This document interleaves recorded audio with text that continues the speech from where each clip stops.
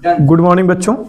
चलिए आज हम लोग नया टॉपिक लेके आए हैं, संकुल यौगिक जिसको हम लोग बोलते हैं उपसय संयोजन यौगिक। उसका IUPAC नामकरण ये हर बार एग्जाम में 4 से 2 नंबर में आता है, कभी 2 नंबर में आ जाता है, कभी 4 नंबर में। 4 IUPAC नेम बनाने को आएंगे। सबसे पहले हम लोग उसके कॉमन नियम देखेंगे कि नियम कौन से हैं, उसके बाद उसके एग्जाम्पल देख के समझेंगे कि कैसे हम लोग IUPAC नेम बनाना है। अब IUPAC नेम के लिए सबसे पहला जो नियम होता है कि हम लोग संकुल यौगिक को 2 पार्ट में डिवाइड कर लेते हैं, धनायन और ऋणायन में। अब इसके लिए भी ट्रिक याद रखिएगा कि जैसे मान लो कि हमें एग्जाम्पल दिया गया है कोई K4FeCN का होल 6, या दूसरा एग्जाम्पल हम ले रहे हैं इसी के लिए CONH3 का होल 6Cl3। तो अब धनायन और ऋणायन को कैसे छांटना है इसको ध्यान दीजिए थोड़ा सा। अगर आपका ब्रैकेट जो है वो बाद में ब्रैकेट आ रहा है, पहले उसके कुछ भी लिखा हुआ है KNA जो भी लिखा हो, तो ब्रैकेट वाला जो हिस्सा होता है वो निगेटिव पार्ट हो जाता है और पहले जो आएगा वो पॉजिटिव पार्ट हो जाएगा। ठीक है। अगर नीचे दूसरा एग्जाम्पल दिया हुआ है, यहां पर हम देख रहे हैं कि ब्रैकेट पहले आ गया है, बाद में कुछ आया हुआ है, तो जो ब्रैकेट वाला पार्ट है वो पॉजिटिव हो जाएगा और बाद वाला जो पार्ट है वो निगेटिव हो जाएगा। इससे आपको ये पहचानने में समस्या नहीं होगी कि धनायन वाला पार्ट कौन सा है या पॉजिटिव वाला पार्ट कौन सा है और निगेटिव वाला पार्ट कौन सा है। अब नियम के अकॉर्डिंग हमें करना क्या है, तो सबसे पहले हमें पॉजिटिव का नाम लिखना होता है और उसके बाद निगेटिव का नाम लिखना होता है। पहला रूल हमारा यही होता है। उसके साथ रूल नंबर अगर सेकंड में आ जाएं तो वो भी रूल पॉजिटिव निगेटिव से मिलता हुआ ही है। अगर हमारा सेंट्रल मेटल या कॉम्प्लेक्स आयन कह सकते हैं, अगर वो निगेटिव वाले पार्ट में आ रहा है, या कॉमन लैंग्वेज में हम ब्रैकेट बोल सकते हैं, ब्रैकेट वाला जो पार्ट है अगर वो निगेटिव पार्ट के साथ आ रहा है, तो जो सेंट्रल मेटल होगा, जो भी केंद्रीय धातु होगी जिसको हम सेंट्रल मेटल भी बोलते हैं, उसके साथ हमें 8 लगा के जोड़ना है। लेकिन 8 लगाने के लिए भी कुछ कंडीशन है। अगर केंद्रीय धातु के नाम में लास्ट में सा वर्ड आ रहा है, जैसे फेरस हो गया, क्यूप्रस हो गया, मर्क्यूरस हो गया, तो सा को हटा के 8 वर्ड तब लगाएंगे। जैसे फेरस में सा हटा के फेरेट कर देंगे, मर्क्यूरस में सा हटा के मर्क्यूरेट कर देंगे, क्यूप्रस में सा हटा के क्यूप्रेट कर देंगे। सेम ऐसे ही ईएम वर्ड के लिए रूल होता है, जैसे एल्यूमिनियम या उसकी जगह पे क्रोमियम, तो इसमें भी ईएम को हटा के हम 8 लगाते हैं, जैसे एल्यूमिनेट कर देंगे, वहां क्रोमेट कर देंगे। ठीक है। तो ईएम और सा ये वर्ड अगर आ रहे हैं केंद्रीय धातु में तो उनको हटा के तब 8 को जोड़ना है। सेकंड नंबर, अगर जो कॉम्प्लेक्स आयन है या जो सेंट्रल मेटल है अगर वो पॉजिटिव के साथ या ब्रैकेट जो है वो पॉजिटिव के साथ आ रहा है, तो फिर हमें कुछ नहीं करना है। जो निगेटिव वाला पार्ट है, यानी कि हम कह सकते हैं जो ऋणायन वाला पार्ट होता है, उसके साथ हम क्या जोड़ देंगे, आइड जोड़कर लिखेंगे। इसमें कुछ खास रूल नहीं होता है, बस कुछ आयन को अगर आप छोड़ देते हो, जैसे NO3 हो गया, इसके साथ हम आइड का यूज नहीं करेंगे। SO4 हो गया, इसके साथ हम आइड का यूज नहीं करेंगे। PO4 हो गया, उसके साथ हम आइड का यूज नहीं करेंगे, क्योंकि अगर इनमें आइड हम लगाते हैं तो दूसरा आयन होता है उसका नाम आ जाता है। इस वजह से इनका नाम सिंपल ही हम यूज करेंगे जो नाम होता है। 2 रूल तो हमारे पास ये हो गए। अब हम तीसरे रूल की बात करें तो इसमें जब भी हम ब्रैकेट का नाम लिखेंगे तो सबसे पहले लिगैंड का नाम यूज करेंगे। और लिगैंड के अगर लिगैंड एक टाइप का है तो कोई समस्या नहीं, अगर लिगैंड एक से ज्यादा टाइप के हैं तो फिर हम लोग अल्फाबेट के हिसाब से, अल्फाबेट में जो आगे वर्ड आएगा उसके हिसाब से लिगैंड में उसको आगे लिख देते हैं। ठीक है। इसके बाद सबसे लास्ट में रूल को याद रखिएगा, जो सेंट्रल मेटल होता है उसकी जो ऑक्सीडेशन नंबर है वो उसी के साथ लिखी जाएगी रोमन नंबर में। जैसे यहाँ Fe की, तो Fe के जब नाम आएगा फेरेट तो उसी के हम साथ लिखेंगे। ठीक है। और एक चीज ध्यान रखना, ये जो नंबर्स आ रहे हैं, तो जो ब्रैकेट के अंदर नंबर्स आते हैं लिगैंड के जो नंबर होते हैं उनकी वैल्यू हम रखते हैं, यानी उनका नाम हम लिखेंगे। जैसे 2 आ जाएगा तो उसको डाई लिखेंगे, 3 आ जाएगा तो उसको हम ट्राई लिखेंगे, और 4 आएगा तो उसको हम टेट्रा लिखेंगे। ठीक है। इस चीज को ध्यान रखना, अगर 2 आ गए तो उसको डाई वर्ड लगा के तब लिखेंगे, अगर 3 आ गए तो उसको हम ट्राई वर्ड का यूज करेंगे, अगर 4 आ जाता है तो उसके लिए हम टेट्रा वर्ड का यूज करेंगे, अगर 5 आ जाता है तो उसके लिए पेंटा वर्ड का यूज करेंगे, और 6 आ जाता है तो उसके लिए हेक्सा वर्ड का यूज करेंगे। ठीक है। लेकिन ये नॉर्मल के लिए है। अगर कोई लिगैंड हमारे पास ऐसा है जिसके नाम में पहले से वर्ड है, जैसे ईएन का जो नाम होता है उसके नाम में पहले ही एथिलीन डाइएमीन आ जाता है, तो वहां इन्हीं गिनती के लिए एक दूसरे वर्ड दिए गए हैं। 2 के लिए हम लोग 20 वर्ड का यूज करते हैं, 3 के लिए हम लोग ट्रिस वर्ड का यूज करते हैं। 4 के लिए हम लोग टेट्रा किस वर्ड का यूज करते हैं। 5 के लिए हम लोग पेंटा किस वर्ड का यूज करते हैं। और 6 के लिए हम लोग हेक्सा किस वर्ड का यूज करते हैं। तो ये कुछ कॉमन नियम है जो हम लोगों ने देख लिए हैं, एक बार फिर से रिवीजन के तौर पे देख लेते हैं। सबसे पहला नियम क्या है कि आयन में उसको डिवाइड कर लेना है, क्योंकि पॉजिटिव का नाम पहले लिखा जाएगा और निगेटिव का नाम बाद में लिखा जाएगा। दूसरा रूल हमारे पास क्या था, अगर कॉम्प्लेक्स आयन ऋणायन में आता है तो केंद्रीय धातु के साथ हम क्या जोड़ते हैं, 8 वर्ड जोड़ेंगे। और अगर कॉम्प्लेक्स आयन पॉजिटिव के साथ आया है तो जो निगेटिव पार्ट होगा उसके साथ हम आइड वर्ड जोड़ के लिखेंगे। विदाउट इसके इनमें अगर आता है तो आइड वर्ड हम यूज नहीं करेंगे, ठीक है। इसके बाद जो केंद्रीय धातु है उसके ऑक्सीकरण संख्या जो होती है, उसकी ऑक्सीडेशन नंबर जो होती है वो रोमन संख्या में उसी के साथ लिखी जाएगी।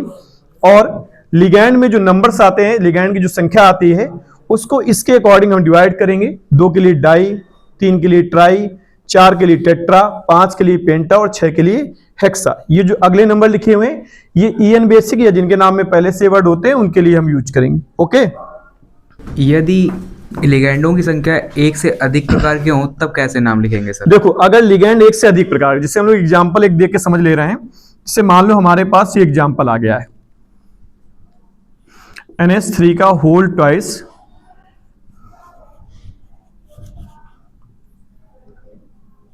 Cl3। अब यहां देखो हमारे पास 2 लिगैंड है, Cl भी लिगैंड है और NH3 भी लिगैंड है। अब यहां अगर नेम हम देखें तो NH3 का नेम एमीन होता है और अल्फाबेट के हिसाब से ए वर्ड पहले आता है, जबकि Cl में क्लोरिडो होता है, वो सी वर्ड से स्टार्ट होता है। तो इस वजह से हम इसकी नेमिंग पहले करेंगे, डाई एमीन को पहले लिखेंगे, उसके बाद ट्राई क्लोरिडो लिखेंगे, उसके बाद कोबाल्ट वर्ड यूज करेंगे।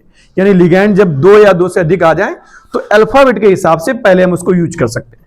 ओके, चलिए अब हम लोग कुछ जो एग्जाम्पल देखते हैं उसी नियम के जो अभी समझाए थे। एग्जाम्पल में उन नियम को अप्लाई करिएगा और इसके बाद भी अगर आपको डाउट लिखे तो कमेंट्स में आप देखिएगा, नेक्स्ट सेक्शन में उस कमेंट का सोल्यूशन किया जाएगा। ओके, चलिए एग्जाम्पल देखते हैं। जैसे सबसे पहला एग्जाम्पल क्या दिया हुआ है, K4FeCN का होल 6 ब्रैकेट के अंदर। अब यहां जैसे हमने ट्रिक बताई थी कि ब्रैकेट बाद में आया हो तो ब्रैकेट निगेटिव वाला पार्ट हो जाएगा और ये पॉजिटिव वाला पार्ट हो जाएगा। हमें नेमिंग पहले किसकी करनी होती है, पॉजिटिव वाले पार्ट की। और एक चीज, ब्रैकेट के बाहर जो एटम आते हैं उनके नंबर से हमें कोई मतलब नहीं होगा। जैसे K में 4 लगा हुआ तो हमें टेट्रा लिखने की आवश्यकता नहीं है, हम सीधे K को जो उसका नेम होता है पोटेशियम के नाम से लिखेंगे। इसके बाद अब ब्रैकेट का नाम, तो ब्रैकेट का नाम हमेशा हम लिगैंड से स्टार्ट करेंगे। तो लिगैंड यहां पे क्या है, CN को हम लोग क्या लिखते हैं, साइनिडो या साइनो, और उसके नंबर कितने हैं 6। तो हम यहां क्या लिखेंगे, हेक्सा, 6 को पहले हेक्सा लिखेंगे। इसके बाद CN को साइनो और Fe फेरस होता है, लेकिन चूंकि रूल के अकॉर्डिंग हमें क्या लगाना है 8, तो हम क्या करेंगे, सा वर्ड को रिमूव कर देंगे, हम फेरेट वर्ड लिखेंगे यहां पे। इसके बाद ऑक्सीडेशन नंबर, तो इसमें ऑक्सीडेशन नंबर निकालोगे तो इसकी +1 +4 हो जाती है, यहां -1 -6 हो जाएगी, यानी कि +2 आ जाएगी निकालने पे। तो यहां पे रोमन संख्या में इसी के बगल में ऐसे हम लिख देंगे। ऑक्सीडेशन नंबर निकालने में अगर कोई समस्या आ रही हो तो कमेंट्स में डालिएगा, तो ऑक्सीडेशन नंबर का अलग से वीडियो एक अपलोड कर दिया जाएगा। चलिए अगला एग्जांपल देखते हैं। यहां पर देखिए, यहां ब्रैकेट अब पहले आ गया है तो ये पॉजिटिव हो जाएगा और ये नेगेटिव पार्ट हो जाएगा। अब पॉजिटिव पे जब हम नाम लिखेंगे, चूंकि ब्रैकेट है तो लिगैंड से स्टार्ट करेंगे, तो 6 को यहां भी हम क्या लिखेंगे, हेक्सा लिखेंगे। इसके बाद H2O का नेमिंग क्या होता है, एक्वा। ये कोऑर्डिनेशन जो कंपाउंड के साथ जो लिगैंड दिए हुए इनके नेमिंग अलग होती है, अगर वो भी ना पता हो तो बताइएगा, इस बुक में लिखी हुई तो उसको भी हम डिटेल में लिख के भेज देंगे। इसके बाद CO का नाम क्या होता है, कोबाल्ट। अब यहां तो 8 लगाना नहीं है तो यहां सिंपली हम लोग कोबाल्ट वर्ड यूज करेंगे। इसके बाद अभी सेंट्रल मेटल है तो इसकी ऑक्सीडेशन नंबर इसके साथ लिखी जाएगी। तो यहां पे ऑक्सीडेशन में इसकी आती है 3, तो यहां पे 3rd हम यहां पे लिख देंगे। लास्ट में Cl। अब यहां चूंकि रूल के अकॉर्डिंग जो ब्रैकेट है वो पॉजिटिव के साथ आ गया तो आइड वर्ड यूज करेंगे, तो क्लोराइड हो जाएगा लास्ट में, तो इसको हम लिखेंगे क्लोराइड। अब देखो जरा, ये एग्जांपल यूनिक है, इसमें आयन है ही नहीं क्योंकि इसके साथ कुछ है नहीं, तो यहां ना तो पॉजिटिव होगा ना तो निगेटिव होगा, तो 8 और आइड वाला रूल ब्रेक हो जाएगा और यहां हम सिंपली लिगैंड से स्टार्ट करेंगे तो ये हो जाएगा टेट्रा। CO को हम क्या लिखेंगे, कार्बोनिल। Ni क्या होता है, निकेल, तो यहां निकेल वर्ड यूज करेंगे। और इसकी ऑक्सीडेशन नंबर 0 आती है, लेकिन लिखना आवश्यक है, यहाँ 0 हम जरूर लिखेंगे।